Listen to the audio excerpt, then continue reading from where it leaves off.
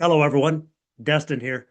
Before we start today's episode, I want to gently advise our listeners that this is a very raw and deeply emotional conversation that includes discussion of abuse and sexual assault. While Wendy's story is ultimately one of incredible triumph and freedom, the details may be sensitive for some viewers. Please take care while listening. For so long, I just thought I was the ugliest thing in the world. I was raised that way. I was told by my dad and my brothers that I was fat and ugly and not worth anything. And then I married a man who did the same thing to me. So how at 44 do you feel any different other than completely ugly and worthless and non-existent? This is Eagle Freedom Presents.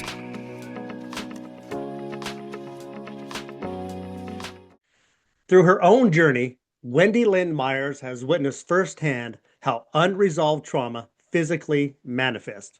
At 44, Wendy started on a journey to take back her life. She is a 360-degree health and trauma coach who blends her extensive background in bodybuilding, trauma recovery, and spiritual growth to guide individuals towards mental, physical, and spiritual balance. Would you please welcome to the show, Wendy Lynn Myers. Hi, Wendy. Hi, Destin. Thank you so much. I appreciate it. Well, it's so great to have you here and having had the opportunity to meet with you in person. This is going to be an amazing journey for our audience. So, can we just jump right into this? And We I can. yeah, I just want to know, at 44, okay, you took this step to take control of your life, right? I So did. I did what, not know. yeah, so what was the catalyst? What shifted you to say, this is my life, I'm taking control of it? Whew. It's interesting because I look back and I can pick the catalyst now, but during the time I was just doing what I think any physical body would do, and it had been overridden for 44 years, and it was finally like enough. And so it did the only thing it knew how to do. It kicked people out of my life. And I guess the catalyst bigger was I went to the doctor because I had been having vertigo for a year, really bad, and I was homeschooling my girls and couldn't drive them anymore. And I was like, well, there's nobody else to take them, so I better figure this out. So go to the naturopath. My blood work was kind of saying things she didn't like. She's like, I don't understand. You look like this sculpted athlete, but your blood work shows you're pretty much on the road to death. And we got to figure this out. So she literally said, she's like, you know what? This is so, I don't understand this. This doesn't make sense because she was not trauma informed. I was not trauma informed. Um, and so she's like, let's do this in 4 weeks again, to just because it's so bad and so different from what I see. So during that 4 weeks, I had a conversation with my mom in which I won't go into the details, but this is where my body took over and just said enough. And I said, Mom, when you want to apologize, you can have a relationship with your only daughter and your only granddaughters. And until then, we are done. I have never spoken to her because she has never apologized, and I don't think she ever will. Um, and so 2 weeks after that was the 4 week mark where we did the blood work again. And my blood work was night and day different. And that's when the doctor's like, okay, I know you take incredible care of yourself. I know you keep logs on everything. So what did you change? Are you changing eating? Did you change sleeping? Did you change your workout? What did you change? And I'm like, I didn't change anything. I literally, the things are the same thing. And she's like, well, again, this doesn't make any sense. So I think we'll do this again in 4 weeks to make sure this is where we're going. I'm like, good grief. Okay. But the interesting thing was I didn't have vertigo anymore. Hmm. That was one of the things. And so she's saying goodbye to me and she's like, have a great week. And I turned around and said, oh, my weeks are amazing right now. And she's like, whoa, whoa, whoa, whoa. And thankfully, it was a naturopath, right, who had the time and the energy to say, I hear something in you. Um, and a half an hour later, she leaned across, put her hand in my lap, and held my hand and said, there's really no easy way to tell you this, but you've been abused physically. Well, she didn't know physically. You've been abused psychologically, mentally, emotionally, and religiously your whole life. And that was just from 20 minutes of me confiding in her some of the things that I had, or reasons I had kicked my mom out. And I didn't really know what to do with that. What do you do at 44 when your entire life is, in your mind at the time, a lie, right? all of these people that you thought were loving and kind and were, well, I never thought she was kind, but I just assumed love was one of those things like so many people out there. I'm sure so many of your listeners are in the same boat where they feel like love is something to be earned. For it's something that you do your best to get the tiniest little spit out, thrown up morsel of a good job, right? And that was my life. And even with my ex now, but husband at the time, that was the same thing. Because when that's all you know for love is that you have to work for the tiniest piece, that's what you think love is. So as she's telling you all of this that you've gone through, with the exception of the physical, because she didn't know that. Right. What is going through your mind? How are you processing the fact that she's now made into in a 20-minute conversation, she's made this assessment about you? Are you starting to relive a lot of stuff in your past as she's telling you all this? What does that do to you? I didn't. I was a typical Gen Xer who just kind of shoved it under and did the good girl thing and said, "Okay, whatever." It wasn't until about a week or two later when I was sitting with a coworker. I was managing a winery at the time in the summers.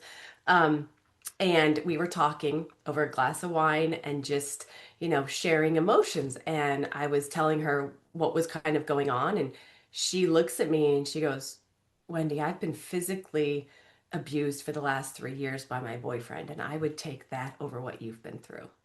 And all I had told her was just some of the things that my mom had done, my brothers had done, that I had just, I was raised in a lot of religion. Christianity, everybody always asks what religion, like they're thinking Christianity can't possibly be the culprit, right?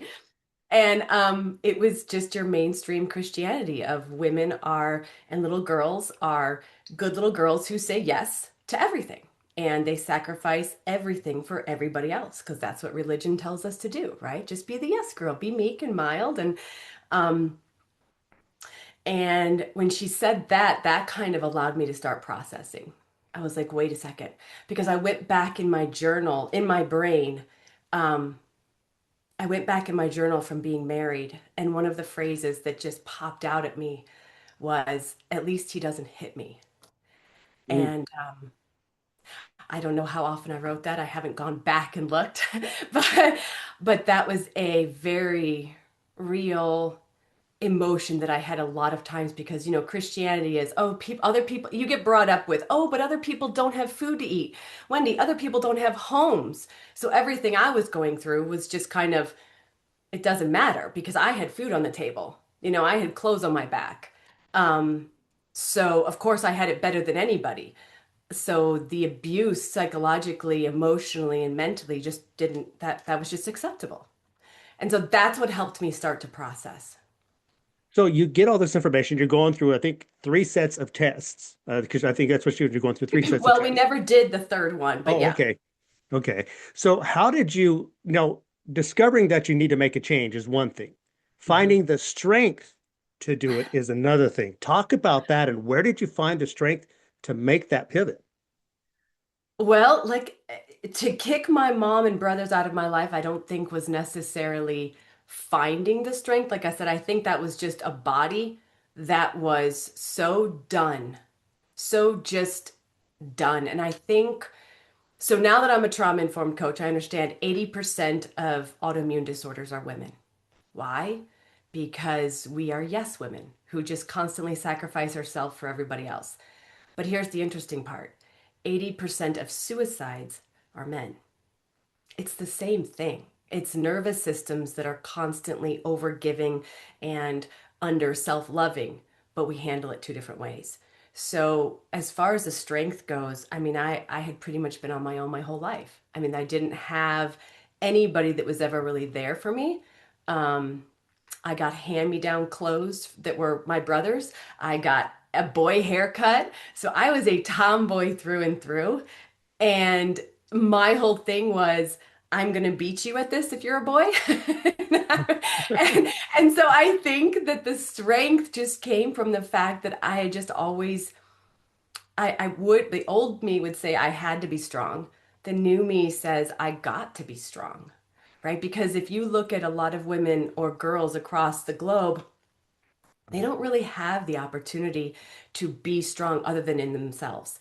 And I, because of sports, had the opportunity to continue to be strong in the pool, be strong on the mat, be strong. I got to do that. And sports saved me. I know that. I know for a fact sports saved me and gave me the discipline and the strength because there wasn't, sports aren't like this anymore, but I was an elite level athlete. I mean, I had swimming twice a day, 6 days a week. There wasn't any, you don't get to get up, you don't have to get up and do it. There wasn't any, as a woman or as a girl, you're on your cycle and you don't have to go because you're in pain. No, no, no. There was, you're doing this and you're going to do it to the best of your ability. And then there was meets. So I had, in a sense, the ability to have that discipline. And a lot of people would say, oh, well, that's a luxury.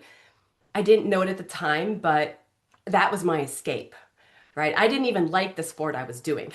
It wasn't a choice of mine. It was your brother's doing this, so you can do it or not. And so it was a choice of stay home. And I didn't know at the time I was being abused, but I knew at the time that it didn't feel safe in my little body to be home. So it was feel safe or don't feel safe. And that was my choice. And I chose to feel safe in sports.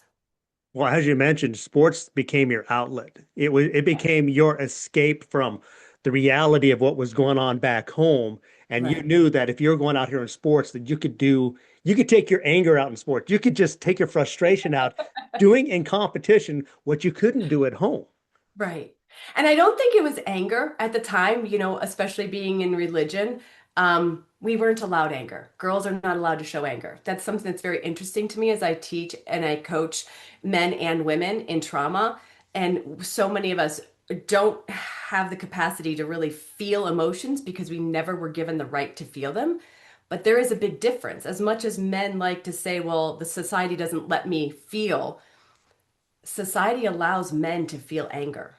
You see men get in fights, you see men curse, and they don't get called out for getting angry unless they get you right. But women, as soon as we raise our voice or say anything, we're too much, we're bossy, we're bitchy, we're, a million other words. So I was never allowed to even show anger. So I wouldn't even say that my sports allowed me anger. That wasn't until I started bodybuilding and I started processing the abuse. That's when I got angry. Yeah. So what our audience may not understand, and I don't think we've mentioned it yet, but you actually have three grown adult girls, right? I do. Daughters. Yes. And so you homeschooled them. So you're going through all of this. You're married and you're living the life that you're supposed to be living, I guess is the way to put it. But Right. you're raising three girls, you're homeschooling. Are you still involved in sports at this time while you're homeschooling? That is actually when I started bodybuilding, to be honest. I came home after that night or day with the girl at the winery, and I was like, huh, what do I want to do? I have always wanted to bodybuild. I loved it in high school. And then, of course, I was in the age of, oh, you're going to look manly and masculine if you bodybuild. You're going to look bulky. And I had a husband who, at the time, again, this is where you start to put pieces together. When I met him at school, one of the comments he made to me, and I still married him, was, "You are quite bulky. Your roommate is a lot thinner than you." And interestingly enough, my roommate was not thin, she was skinny fat, and I had muscle. So it was such an insult. But again, I was so used to being insulted by my parents that I took an insult as love. So it was then that I kind of turned that around and I'm like, tough shit. I'm literally going to go bodybuild. And this is when I looked at him and I said, you can stand behind me on this and let me do this, or you can walk. And I had literally, again, that's that strength that I think was just, I was tired and my body was like, how, it can't be any worse than this. Because I had no money to my name. He was a pastor. And I had been a stay-at-home mom, homeschooling. So I had zero money. My teaching credentials were shot. They didn't exist anymore in a sense. So I had nothing to support myself or stand on my own, but I still looked at him and I said, you can do this or you can. And to my utter shock and amazement, he said, okay. And he became my biggest supporter. Wow. So Let's yeah. talk about that a little bit. I know we've had a conversation about that, and that's an important part of your journey. Is your marriage was an important part, and it obviously it did. And do you want to talk about how that was played an important role in where you are today? Yeah, no, that's because I don't have animosity toward him. Obviously, that's a lot of healing. And a lot of people like, oh, you're so lucky. And I'm like, well, the luck has nothing to do with it. It has to do with healing, right? It has to do with accepting where other people are. Because was there abuse? Oh, gosh, yes, there was abuse. So how can I get over that? How can I forgive that? How can I say it's because what I like to say to my clients a lot is they did the best job they could with the knowledge they had at the time. And I believe he did because he had been religiously abused since and he was doing what religion had told him to do. Um, and about a year into this whole thing, after finding out the abuse and started digging through some stuff, we found out or discovered that he's got Asperger's. And I was like, how did I not know this? But along with Asperger's comes asexuality. So, I mean, if anybody doesn't know what Asperger's is, look at Elon Musk. Okay, it's high functioning autism. So my ex is a genius, an absolute genius, just like Elon.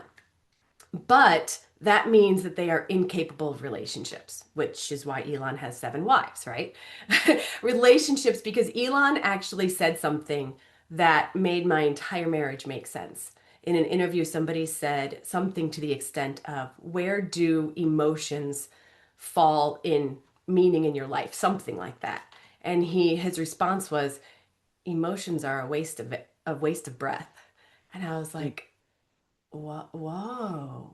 And that started making me realize that's why my ex, but husband at the time, could not interact with me in a relationship way. So there was no physicality. I mean, we were roommates from day one. There Mm. was, and that was a very hard thing to come to when your wedding day, and your honeymoon, and you come home from your honeymoon and you're like, what did I just sign up for? I signed up to not be loved or touched or anything ever in my entire life. Yes, I have 3 kids. That took 3 times of procreation. And I can be very blunt about this because I think we need to be more blunt in society because once I started opening up about my marriage to other women, it was astounding how many women are going through this, where their men are so focused on making money or their thing that they miss their wife entirely. And I do now that I am who I am and I have modeled. It's been interesting where people are like, well, how did he not it's not about what, so for any woman listening to this that is in that experience, it's not about you because for so long I just thought I was the ugliest thing in the world. I was raised that way. I was told by my dad and my brothers that I was fat and ugly and not worth anything. And then I married a man who did the same thing to me. So how at 44 do you feel any different other than completely ugly and worthless and non-existent? And that was actually part of what helped me. I say helped. It's very interesting how I say that. Dissolve and exist in nothingness, except for my daughters. Because when you think that you're nothing and you have evidence to prove that, it's very easy. So that relationship got very interesting because we found out he was Asperger's. We found out that meant asexual. And all of a sudden, a light bulb clicked that I wasn't this horrible, ugly, Mm. awful person. I was like, oh my gosh. But I didn't instantly then blame him because what's the point, It Right. was just freedom for me. So a lot of people ask me, do you regret staying in a marriage for 30 years? At first, I kind of did. I was like, oh my gosh, I'm not ugly. I could have had a husband who actually touched me and loved me. And, I could have. But at that time in my life, I didn't understand self-love because I didn't have self-love. I had been told I was this horrible thing that was just a worm and a sinner for my whole life. And so I now know I would have just chosen another man who would have abused me and they may have then abused my girls. So I use that to say, you know what? That's the abuse. That's the trauma that happened. And I get to rise from that. And I get to be a better person. And I get to have this as something that gives me compassion to help other people. So I'm grateful because here's the thing, we all get to learn certain lessons. We all come down for certain lessons. And since my lesson was self-love, I needed to learn that. So he woke me up to that, right? So did my parents. They woke me up to my need for self-love. And so I'm grateful that I got to learn that lesson with a man who didn't do more damage than he did. Right. And through that, we kind of got to heal and it developed a friendship. We'd always had a friendship in a Hmm. sense. Um, so that, yeah, I got to walk away. We say to people now, it's like we divorced in order to set each other free. Because as a man with Asperger's, and if there's men that have Asperger's here, I feel for you because society tells you to go have a wife and kids, right? Hmm. But it's the last thing a man with Asperger's needs. Wow. And so, in a sense, our divorce was him setting me free, and I got to set him free. Well, I think what's important in what you just said is that it was really important for you to go through everything you went through, be with the man that you were with. That's an important part of making you who you are because you had to go through all of that to be able to understand why. Once he was diagnosed with Asperger's, it really kind of opened you up. And had you had not met the guy that you were with at that time, you would not have woken up to what has been going on. So I think that's very important for our audience to understand that you are designed to go on the path, even though it's not the prettiest, may not, you may go through some trauma and stuff like that, but it's designed to make you into a better person if you look at it the right way, correct? If you look at it the right way. And yeah, and as my story goes on, yeah, there's a thing that most people are like, how can you say that about what happened to you? But it's true. We have the choice to rise and become better or to sit in it and become bitter. That's our choice.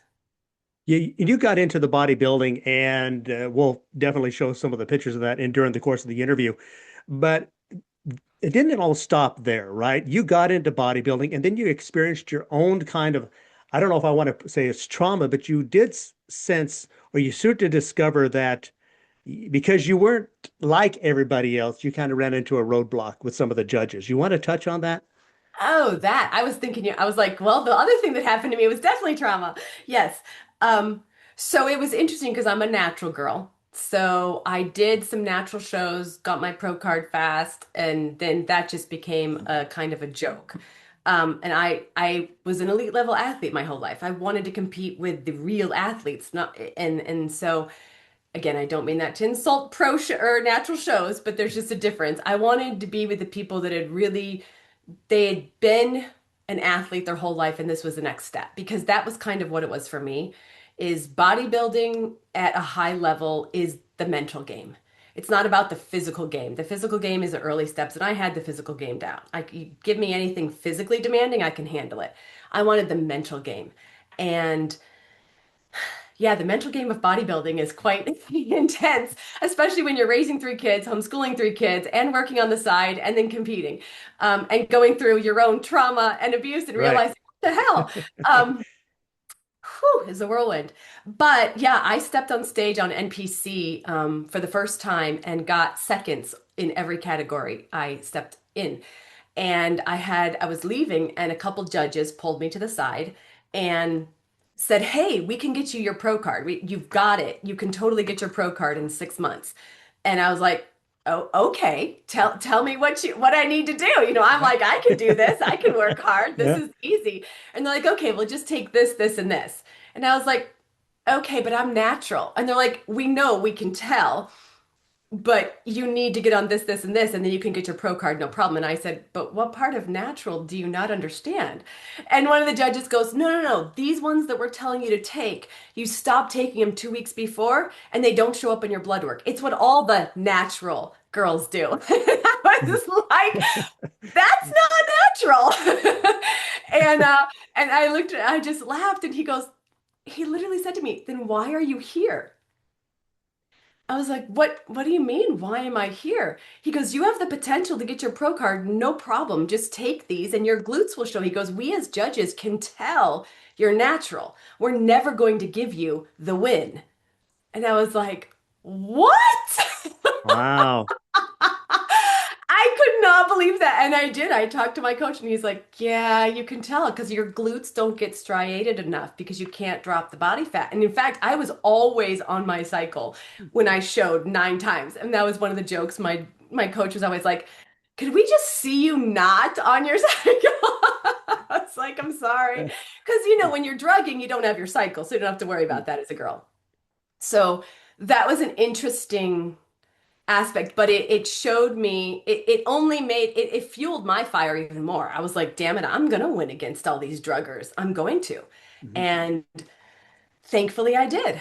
9 shows later, 3 years later, which I did a lot of shows each year. It's insane. Yeah. But I stepped on stage at the Battle of the Eagle, which was I love that because you have an eagle right behind you. Yeah. And that was the reason why I wanted it. The trophy was, well, I have it. Well, it's actually over there. The trophy is this beautiful bronze eagle. And I was like, I am so getting that. Yeah. And I did. I won it. And 20 seconds later, I was beating myself up on stage for not being enough, for not doing enough, for if it hadn't been for this girl not showing, I wouldn't get it. And it was then that I was like, this is not healthy. Yeah. So let me ask you, why did you do that? Why did you start questioning and doubting? You got what you wanted, you strove for it, you got this Yeah. trophy, and then all of a sudden, seconds later, you start doubting yourself. Why? That's a very typical trauma response, which I now know I didn't know then. It just, at the time, just kind of scared me. Um, but it's a very typical trauma response for someone who has no self-love, who has constantly been told that you're not enough. When I was a swimmer, I can still remember until I was 12, I was required to go see my mom in the stands after every event. And after every event, my mom would pick apart what I did and how bad I did. It didn't matter if I'd won, it didn't matter if I'd gotten a PR, it didn't matter if I'd gotten a state record. It didn't matter. There was always something wrong with what I did.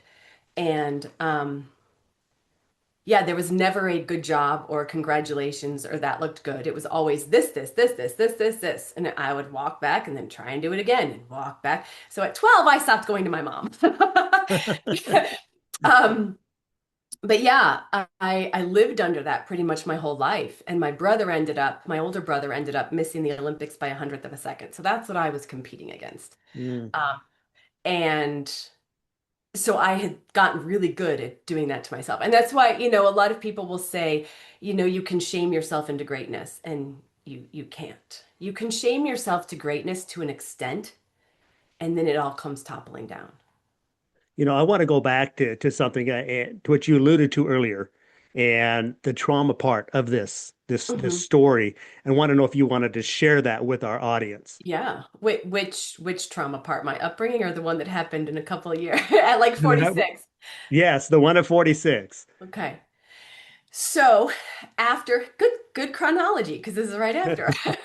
So after I won that, at the time going through everything I was going through with my ex is like, you need to start dating because he had finally seen what he had done to me in that I did not find myself beautiful. I did not know I was worth anything. And he's like, you need to start dating. And I know that might sound weird to where if different people at different cultures, but this is a man with Asperger. So remember, there's zero emotions or of attachment to me. I'm just a thing that's in his life, right? So there's no shame on that. Um, and so I was like, I had been putting it off and putting it off and using bodybuilding as, well, no, I want to focus on bodybuilding and I have enough to do. I'm raising 3 girls and blah, blah, blah. So as soon as I won that show and said I was done, he's like, you need to start dating. But again, I'm going to give background. I had married at 23, a total virgin, raised in Christianity, where touching another man before your wedding would send you to hell. And then, even though I was in an absolutely loveless marriage, I did not have an affair, did not do anything like that. So here I am, this good little Christian girl at 46, um, going out into the dating world of 2020s. And I still didn't think I was pretty. So I was setting myself up, and I don't say this like this to say women set themselves up for these. Okay, I'm just admitting that we all have trauma that we take with us into certain situations. But the situation was not my fault. So anybody listening to this who has had this happen, and I'm going to talk about an assault. So if you've been assaulted, this is your trigger warning. Um, and so I started putting myself out there, and the first month I was catfished, and I was like, "What the heck is this? I'm just this honest, authentic person talking and thinking that everybody else is, right?" I had been a homeschool mom, stay-at-home mom for 20 some years. I didn't know the first thing about online dating, and I'm just like, "Well, yeah, this is me. This is who I am. Why would you want to tell a lie?" I don't want to try and remember that web of deceit. So, so then, uh, so then a month after that, I thought I was doing the right thing. I met a guy at a restaurant and thought, okay, this is in public. I'm meeting. So then the next time I met him was at his house. And I am this strong, bodybuilding, tomboy, athletic woman who has had friends who have been raped. And I always thought to myself, why didn't they fight more? Why didn't they try harder? And when I would never say that to them, obviously, but that was my question because I just thought I was this badass woman that could tackle anything because I've had to tackle everything, right? I didn't have a man protecting me in childhood or in even adulthood, so it was always me. So, but when you were the 6'4", almost 300-pound guy of muscle, yeah, it doesn't take much for them to take what they want. And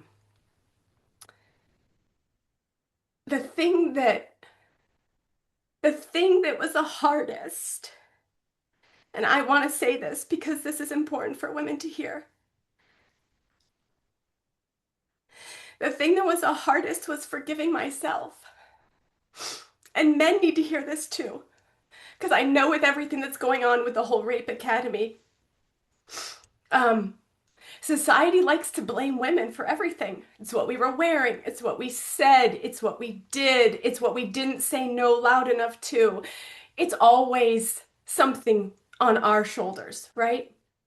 And for me, I didn't at the time understand what fawning was. I didn't have trauma knowledge, and I didn't understand why I sat curled up in a ball for a couple hours. That made no sense to me. And I shamed myself for that forever. Um, Not forever. Obviously, I'm past that now.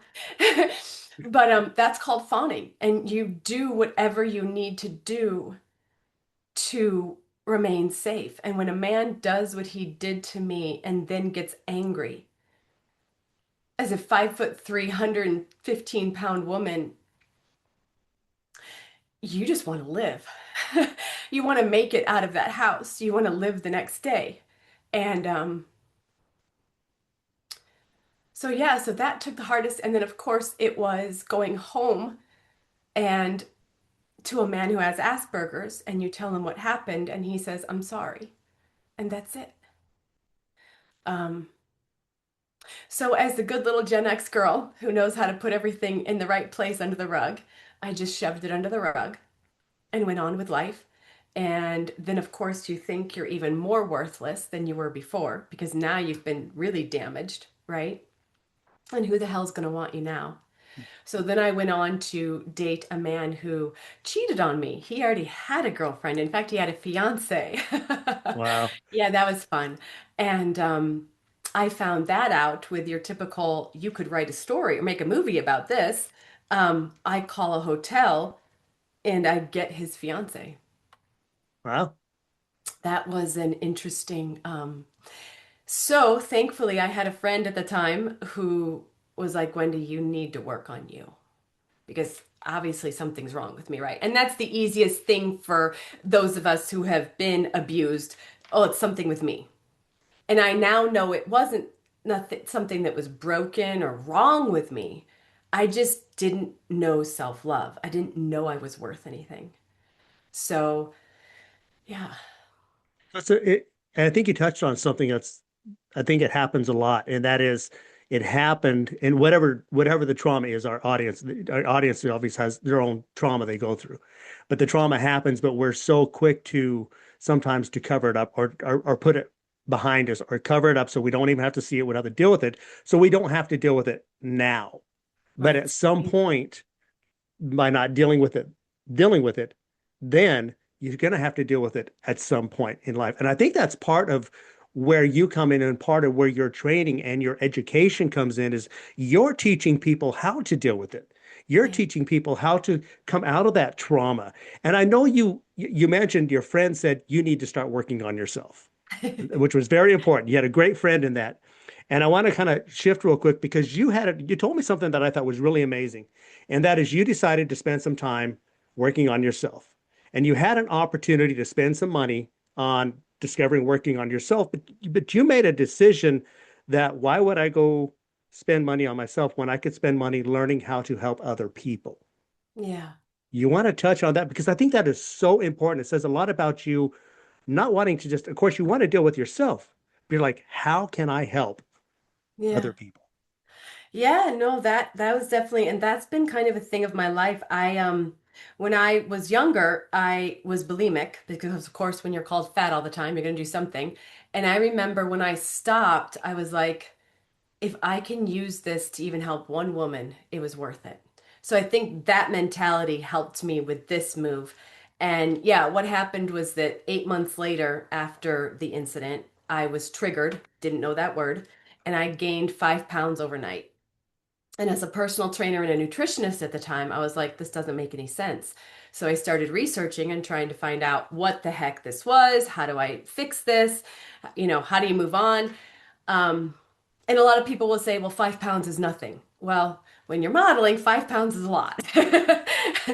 And um, so, yeah, I decided to look into things and found out about trauma. And I was like, oh, okay. And at the time, I thought trauma was only for rape victims or military PTSD or, natural disaster victims, right? That's what we all think trauma is. When in reality, trauma is anytime our nervous system does not feel safe, which is 100% of us. So when I was met with that decision of a $25,000, work with a coach to heal me or $25,000 to get certifications to help other people, it was kind of a no-brainer. I was like, well, I've got clients right now and I'm only having an 85% success rate, which was very high for a personal trainer. Um, but I wanted 100%. I was a teacher. So I was like, there's got to be reasons why some of my clients aren't getting this. And there was. It's the nervous system and coping mechanisms and trauma. So after 2 months into the 6 month program, I was applying some of what I was learning to my clients. And all of a sudden, those clients that were in the 15% of not looking like they were going to succeed, all of a sudden we broke through roadblocks. So that is all why I do what I do. And that's why I say I use, is being raped something I want to go through again? No. Is it something that I can say I'm grateful for?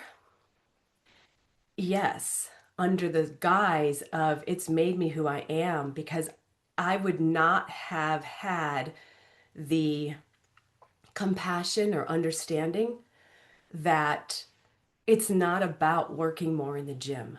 It's not about eating in a deficit. Those are all 5% of the overall getting healthy. Now, it's the easy way to go on social media. So that's why you hear it all the time. Oh, Right. it's your fault. You're not eating in a deficit. You're not working hard enough. But in reality, that is such a small part of getting healthy. And the biggest part of getting healthy is regulating our nervous system and being able to respond to life instead of react. And so, yeah, that's what's helped me do what I do. Yeah, and you just touched on something that I wanted to kind of broaden a little bit more is you talk a lot about the nervous system and how it plays an important role in a healthy lifestyle. Can you talk a little bit more about that, about how important that nervous system is? Yeah, yeah, nervous system is everything. And we don't know that because we weren't taught that, right? So again, there's no shame, there's no blame, there's no, I do say the fitness and nutrition industry lied to us because it's a lot of smoke and mirrors. But there's so many amazing coaches out there now talking about the nervous system. And it starts with the vagus nerve, and the vagus nerve starts in your gut, and then it goes all the way up through your upper body into your brain, your head, down. It carries 80% of the information to us.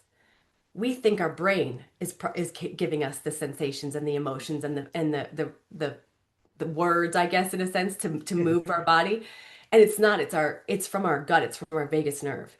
And I guess to say it in simplest terms, biology wise, we were given a vagus nerve and a nervous system so that we could know when to run from the dinosaur, right? Because back then there wasn't emails, there wasn't reports, there wasn't bosses, there wasn't, right? There was Right? dinosaurs, woolly mammoths, and the next tribe, right?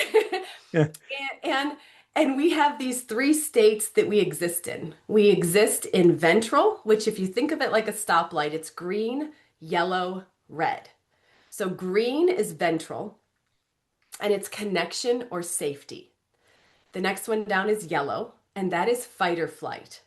Now, the cool part about fight or flight is there's eustress, which is good stress, and distress, which is bad stress. So if you've been an athlete or if you've prepped for anything that like speaking on stage or that race or whatever, that's eustress. That's good stress. That's you doing something to achieve a goal. And then there's distress. It's that fight you have with your spouse. It's the fight you have with a kid. It's the impending bill that you don't know how to pay, okay? And then there's the next light, which is red, which is dorsal. So we fluctuate through those states every day. The problem is most people don't understand that those are actually the three states that we actually fluctuate through. Most people are sitting at distress in fight or flight most of the time. So here's what happens. If you can imagine being back there with the dinosaurs, did a dinosaur chase you nonstop all the time?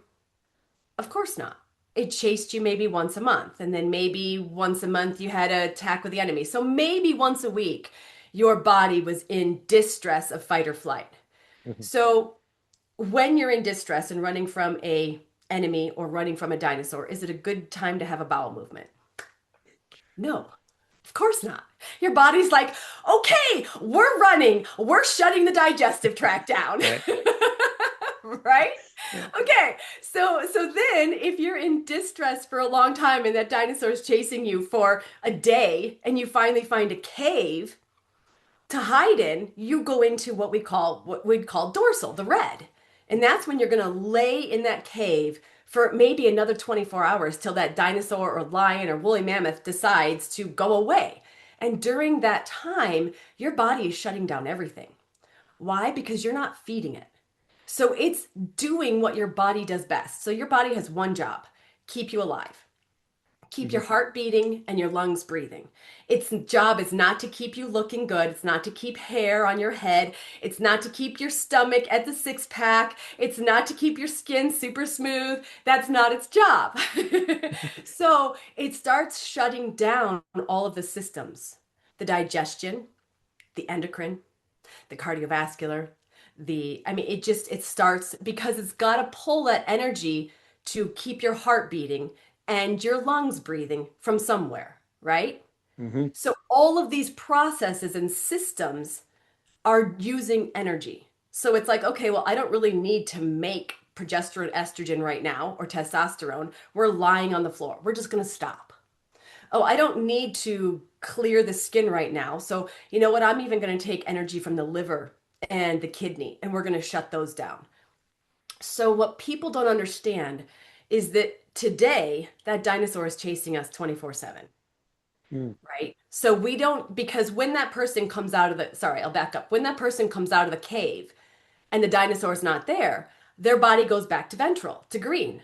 Rest and digest, relax, connection, safety. Let's eat. Let's turn everything back on, right? Mhm. Okay, that's how our body was meant to work. It releases adrenaline, it releases cortisol, and then it releases serotonin, and it's different times for different things. But when we are in constant chronic fatigue, and that dinosaur of the emails, the boss, our bills, the house, the to-do list, on and on and on is constantly chasing us.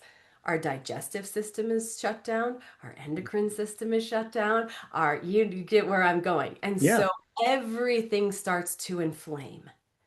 Okay. And then you add on top of that suppressed emotions, which are just atoms running around in your system, in your body, literally creating havoc. And you have the epidemic that we have today where everybody is chronically ill, they have chronic pain, they have no digestion, they have allergies, they have this and that. Because when we can't respond to life, but instead all we're ever doing is reacting, our nervous system is shot, dysregulated, and our body cannot do the basic functions that we need it to do. So, with all of this training, at what point did you decide to come up with the business? Was the business in existence Oh, prior to all this, or did yes. this all evolve as a culmination of everything you've gone through? It's kind of evolved as a lot of businesses do for passionate people. Okay. I was a personal trainer first, and then COVID happened. So I got my nutrition degree, and then I was doing that online. And then, like I said, I was getting a good percentage of people that were changing their bodies.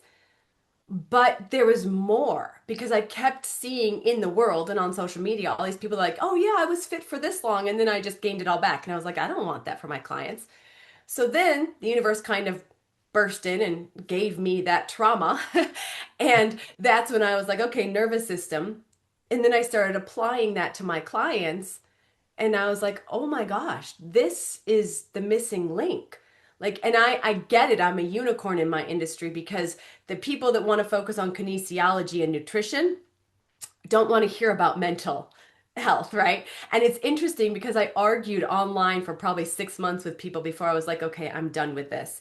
Because you start to tell people that are in the fitness and nutrition industry, okay, you're giving these people this to eat and none of it is real food, but you're so focused on the scale that you're not focusing on what that food is actually doing to that person's mental health. So I would give statistics of what's going on with this kind of food and they're like, "What are you crazy? You're not even looking at the right results or statistics." I'm like, "No, you're not looking at the mental health."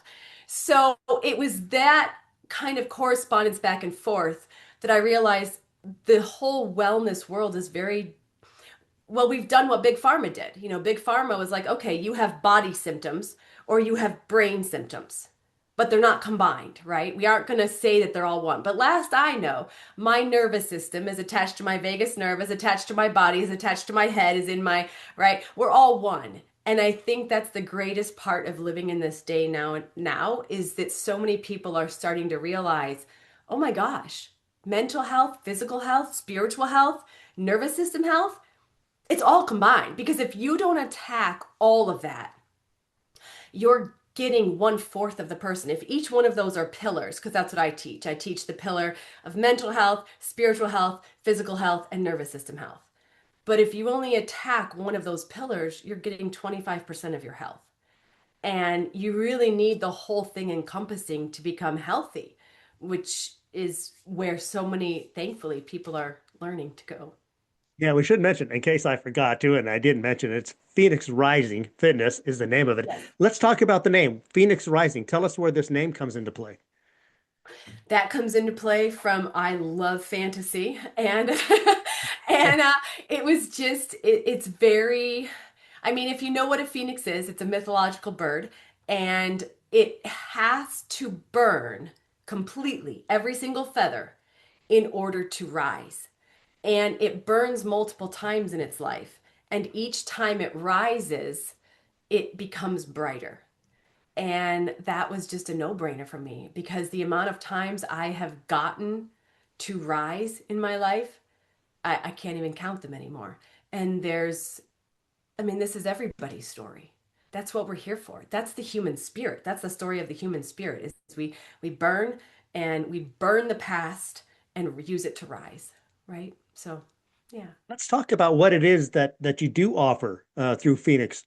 Phoenix Rising Fitness, because you, like you said, you mentioned you do something different than other, and that's what makes you stand out, is that you attack things differently than other fitness programs. So tell us and our audience what it is that you offer.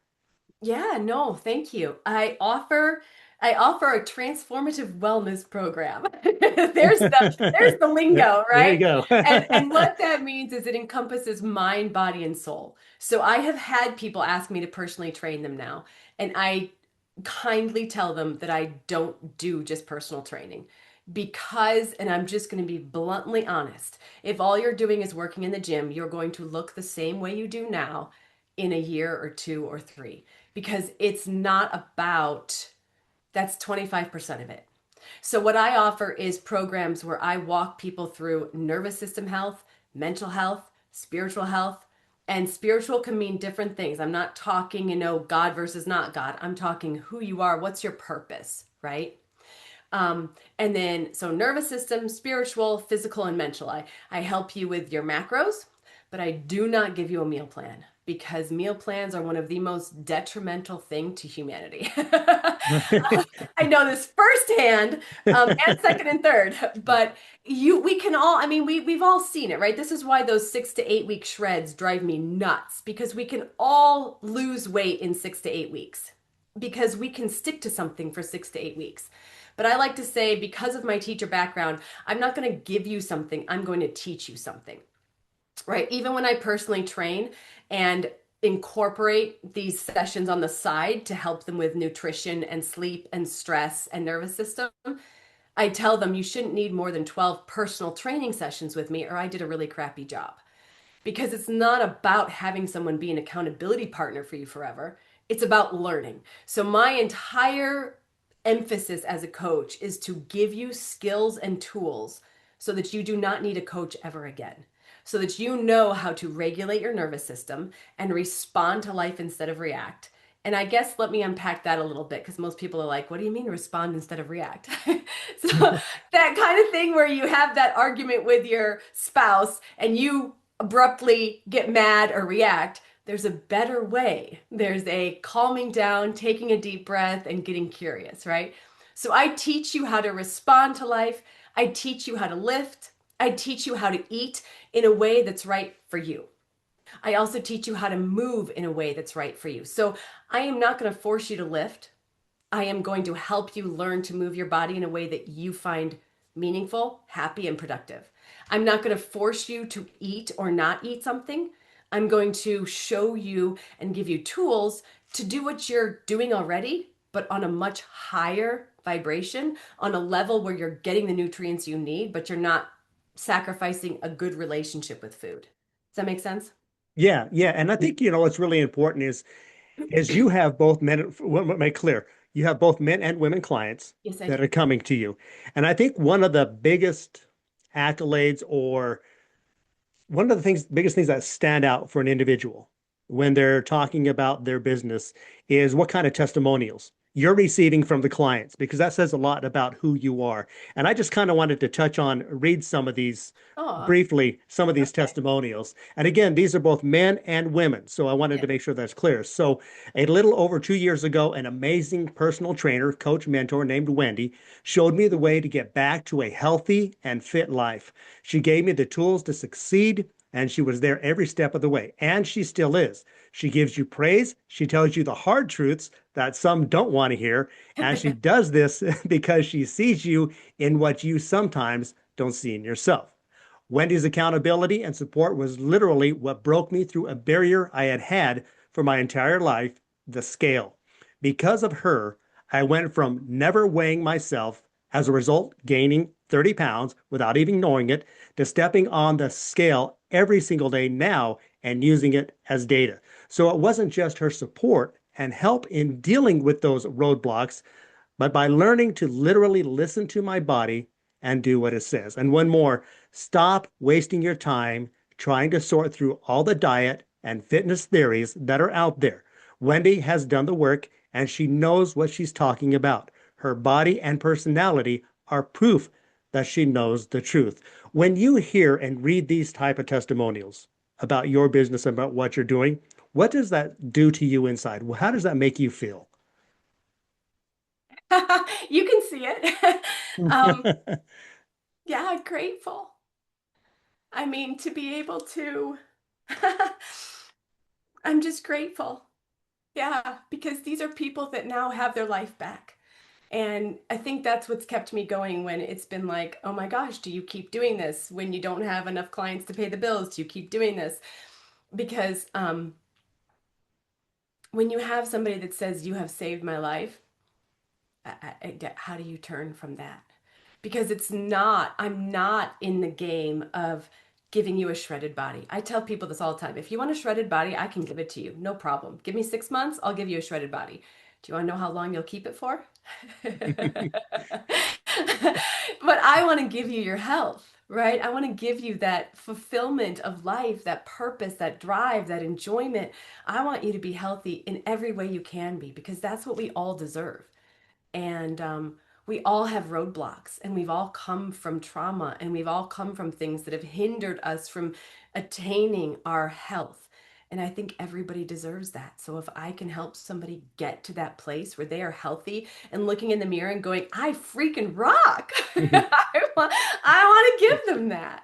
Right. And you mentioned that earlier, but it's helping one person at a time. It's helping that one Yeah. person overcome whatever it is that they're going through. Like we just read the testimonials a lot, and these are just a few of them that are on your website. Speaking about the website, how can people get in contact with you, find out more about what kind of journey that you will take them on? How can they find out the information about you? Yeah, so the website is phoenixrising.fitness, I believe. Or that's my, yeah, see, now I don't even know my contact.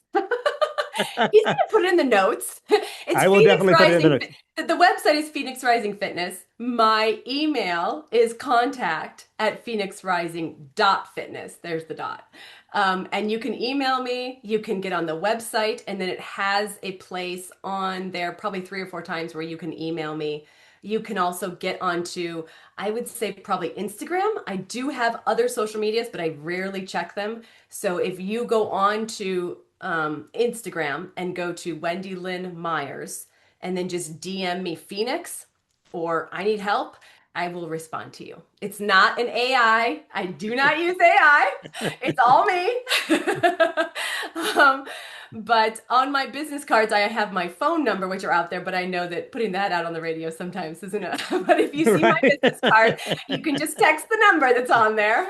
Um, yeah, it's yeah, you will get me. I work alone. I think that somebody asked me the other day what I think sets me myself apart from other coaches, and I'm gonna say I see you.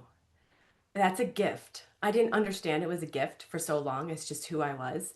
But because I came from never being seen, I see, I will see you. And that is why I don't take a ton of clients at a time because I want to fully see you as a client. And it's not about quality, it's about quantity of what you get out of it. Right. You have had an amazing journey. I like the spirit that you have. You know, you're able to laugh. I mean, there's obviously emotion in here. You get emotional, obviously, when you're telling your story about some of the trauma. That you're emotional when you hear the testimonials about how you've impacted people's lives. Is there anything that you want to leave our audience with that we haven't covered that you want them to know either about you or about the business? How about I switch it up and say, here's something that I'm going to leave them for them. Very Um, good. Self-love is the thing that the world is missing, and we're all worthy of it. And if you have been a person who has not felt worthy for one reason or another, I just want you to know you are worthy, you always were worthy, and you always will be worthy. And it's when we decide to accept that we're worthy that we see that we're worthy of getting healthy. And you're worth it. Yeah. Awesome. Awesome. Well, Wendy, as we end here, I always end the show on this. As you know, the name of the show is Eagle Freedom Presents. So going through what you have gone through, which is just amazing to be the person that you are, to be the light, because I can see this light with you. Thank What does freedom mean to you Ah. now? I love that because I'm a huge patriot. Um, Freedom to me. is to be able to be authentic. And I think that's what everybody wants. We want to feel safe being us. And we have been shunned that ability because as kids, our caretakers did not give us that love when we were being ourselves. So we learned to shrink, or we learned to be something else, or we learned to get A's, or we learned to be a great sports athlete, or you name it. We learned to embody whatever it was that gave us love. But we all deep down just want to be authentically ourselves and loved for that. And so freedom, in every sense of the word, is when we get to be authentically ourselves. Awesome. Awesome. Well, Wendy, let me tell you, you are an absolute definition of what the Rio movement is: rise, inspire, and overcome. And I just want to thank you for showing us that true freedom is possible no matter what we've been through. So thank you for joining us. No, it's been an absolute privilege to be on here and share my story. Thank you. All right. And to our listeners out there, if Wendy's story lit a fire in you today, don't keep it to yourself. Don't do that. Share this episode with someone who needs to hear it, and be sure to connect with her at phoenixrising.fitness and let us know in the comments what part of her story ignited that fire in you. Until next time, remember that you too can rise, inspire, and overcome. God bless. To learn more about our mission and become a part of #Rio Movement, visit eaglefreedompresents.com. Please subscribe, leave a review, and share this episode with someone who needs a beacon of hope. If you know someone who has an amazing story of overcoming, send us an email to eaglefreedompresents@gmail.com. And remember our mantra: rise, inspire, overcome. Podcast distribution for Eagle Freedom Presents provided by Podetize. Visit podetize.com for all your podcast needs.